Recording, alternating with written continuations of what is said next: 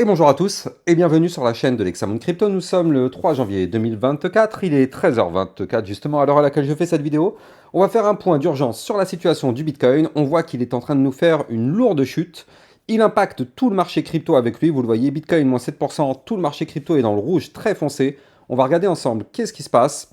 Allez, on démarre tout de suite sur le Bitcoin, mais bien avant, je rappelle que tout ce que je vais dire dans cette vidéo n'est en aucun cas des conseils financiers.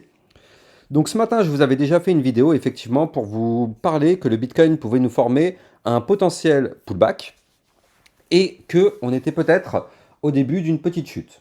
Chute pour entamer un pullback. Maintenant, le problème c'est que là, on a un pullback qui est quand même un peu violent, même très violent. C'est-à-dire que là, vous le voyez, on a quand même fait une mèche qui a été chercher les 40 644, alors que ce matin, aux alentours des 8 heures, on était quasiment à 45 000 dollars. Ça veut dire que le Bitcoin a quand même chuté d'environ, si on prend vraiment toute la... Ouais, 10%. Il a chuté de 10% entre ce matin, 8 heures du matin, et 13 heures. C'est juste incroyable quand même. Mais bon, c'est ça qu'on aime dans la crypto-monnaie, c'est la volatilité. C'est justement ça qu'on connaît. On sait que la crypto-monnaie, c'est bien, c'est hyper volatile, ça permet de gagner de l'argent, mais surtout ça permet de faire perdre beaucoup d'argent si on ne suit pas certains niveaux clés. Et donc là, effectivement, qu'est-ce qui se passe sur le Bitcoin? Eh bien, on voit qu'on avait breaké des niveaux clés ici, donc justement le fameux haut du range qui était ici sur le Bitcoin, aux 44 320 dollars. Et donc ça, je vous avais dit ce matin que, attention, ce niveau-là, il y a de fortes chances qu'on revienne le tester. Et effectivement, on est revenu tester ce niveau-là, sauf que vous le voyez, eh bien malheureusement, à peine on a réintégré ce range, boum, qu'est-ce qui se passe? On a été chercher le bas du range. Je rappelle que l'alerte avait été donnée avant la chute, il était environ 11h50, quelque chose comme ça, sur mon channel des alertes. Vous aviez l'information du fait que le Bitcoin pouvait chuter et chuter sur des points de support que je vous avais donnés, notamment ici les 41 687 qui avaient été donnés dans le channel des alertes.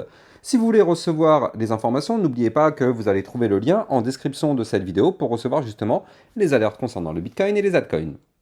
Bien sûr, je rappelle que le trading n'est pas fait pour les débutants, il faut déjà apprendre les bases avant de se lancer dans le trading. Bref, donc là au niveau du Bitcoin, qu'est-ce qui s'est passé?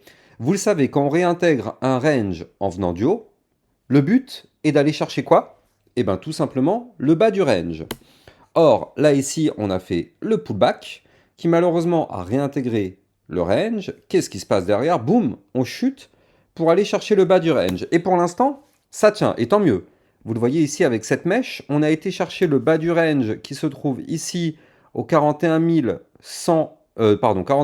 212. On a même été faire une mèche plus bas pour aller chercher le support des 40 831, mais ça tient. Vous le voyez, là pour le moment, on n'a pas fait de clôture sous le range, donc pour l'instant, ça tient. Et tant mieux, tant mieux. Ce qu'il faudrait maintenant, même si ça peut paraître très difficile, mais ce qu'il faudrait, c'est que cette grande mèche soit rachetée pour qu'on clôture la journée au-dessus des 44 320 dollars, ce qui serait vraiment une très très très très bonne nouvelle. Ça voudrait dire que toute cette grande mèche serait rachetée par les acheteurs et ça voudrait dire qu'on clôture au-dessus du range pour faire le pullback et valider le pullback. Bon, on va pas se mentir, c'est quand même très très difficile au vu de la grande chute qu'on a fait aujourd'hui.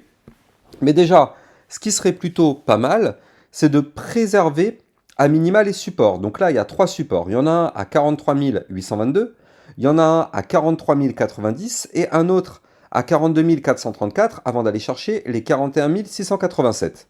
Ce qu'il faudrait, c'est que tous ces supports soient protégés. Voilà. Il faut, quoi qu'il arrive, qu'on protège ce range. Vous la voyez, cette boîte violette? Il faut impérativement la protéger. C'est cette boîte violette qui nous soutient. C'est elle qui nous empêche de cracher beaucoup plus fort. Je rappelle que la cassure du range par le bas signifierait qu'on pourrait chuter encore beaucoup plus fort pour aller chercher les 38, voire même les 35 000 dollars. Donc attention à ça tout de même.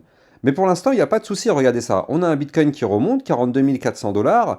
Donc là, comme je vous le disais, on a le support des 42 434 qui est là. Pour l'instant, c'est lui qui fait barrage. On va voir. On va voir où est-ce qu'on va clôturer.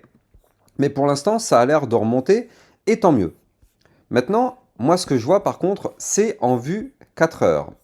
En vue 4 heures, vous le voyez parfaitement sur ce tracé, Eh bien, en fait, en réalité, on voit que là, bah, regardez, on va pouvoir mieux découper ce qui s'est passé. Ici, vous le voyez, on a eu la cassure d'un range. Tac, on le voit parfaitement ici. Cassure du range par le haut, signal d'achat, on pump. Donc vous le voyez, on a eu le signal d'achat, on a pump, et donc là, on voit parfaitement ici, on a fait un premier top, deuxième top, signal de vente, on va chercher le haut du range qu'on a breaké ici, vous le voyez. Là, on décortique proprement le scénario du pullback. Et puis derrière, malheureusement, vous le voyez, on a réintégré donc le range par le haut, boum, on va chercher le bas du range, et on va chercher des points plus bas. Mais là, pour l'instant, ce qui est bien, en tout cas, malgré cette grosse chute, c'est qu'en vue 4 heures, on ne fait pas de points bas plus bas que les précédents. Regardez ça. Ici, vous le voyez, on a des points bas qui est ici au 41 875. On en a un à 42 140. On en a un ici à 42 287. Pour l'instant, on ne fait pas de clôture sous ces points bas. Donc ça, c'est relativement encourageant, on va dire, pour le reste de la journée, même si ça fait peur, hein, parce que quand on voit ces grosses bougies avec des volumes, et surtout quand on voit que là, en vue 4 heures, on vient juste à peine de démarrer le momentum bear, on est juste sur la toute première bougie du momentum bear. Donc ça peut paraître effrayant. En tout cas, clairement, là, on voit que les bears, ils sont là. Ils ont de la force parce que clairement, regardez ces grosses bougies de volume. Là, on vient de retracer en l'espace de quelques heures tout le mouvement qu'on avait fait ici, déjà. Vous voyez, ce gros pump, là, ça y est, il est oublié. C'est terminé, il est oublié. On l'a ravalé entièrement. Maintenant, on va voir où vont se terminer les clôtures. Les clôtures 4 heures qui vont arriver cet après-midi vont être vraiment déterminantes. Déterminantes. Parce que ce qu'il faudrait, c'est vraiment ici, là, voilà, cette zone de support qui est là, les 41 687. Celle-là, ça correspond à notre dernier plus bas. En vue 4 heures, on ne veut pas la breaker, celle-là. Clairement, on ne veut pas la breaker.